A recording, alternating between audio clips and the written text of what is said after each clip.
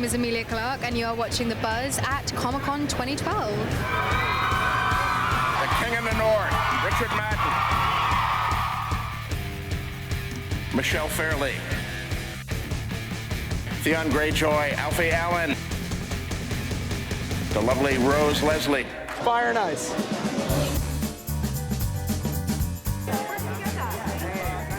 Huge fan. Favorite show of all time. I think it's awesome that they actually take the time out, and because this is a crazy audience, but it's an audience that really is passionate about the content. We've just done the panel, the Game of Thrones panel, and that was wonderful, and we met some incredible fans. George R.R. Martin. We're going to have an incredible cast this year, and we've just grown bigger. So clearly, I have to start killing some of these characters more quickly to make room for the new ones. Comic craziness, man. I want to go and check it out. I want to go and see the floor and just see what's going on, but I think it might be quite difficult for me because people tend to hate my character, so I might get punched. Would you rather do the sex or the violence? Oh, that's a tough one. I don't know. I think I'd rather do the violence. I get more of a kick out of that than standing on quite a cold set in Ireland with all my clothes off. It's swinging the sword's a bit more fun. We shot up on the north coast of Ireland, and some of those places were places that I grew up in, actually. When you see it on the screen, the colors, the rocks, the sea, the cliffs, the mountains, it's stunning. You said last year that your life had not changed because no one recognized you without your Danny tresses when you walked in the street. Is this still true a year later? I was in a department store, and I was just in the lift, and the lift doors opened, and this woman kind of looked at me and did a double take and just said, "Khaleesi." And then the doors kind of closed, and that was it. I was like, okay.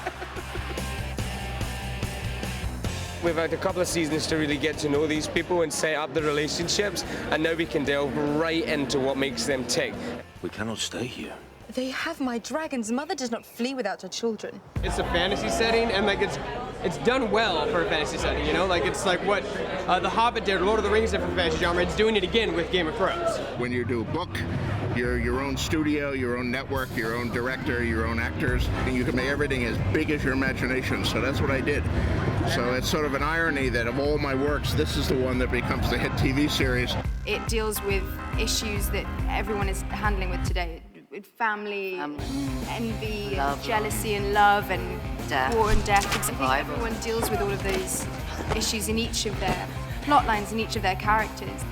You never killed a woman before, did you? One of the things that distinguishes Game of Thrones is gray characters. It's not a simple world of heroes and villains. Characters have flaws. And I don't think any character in the whole opus is as gray as Theon Greyjoy. How do you see Theon? He's just kind of misguided, he's got issues, but, you know, I can relate to that, so it's... I sentence you to death! It's funny that you can be an actor on a show and also be such a big fan.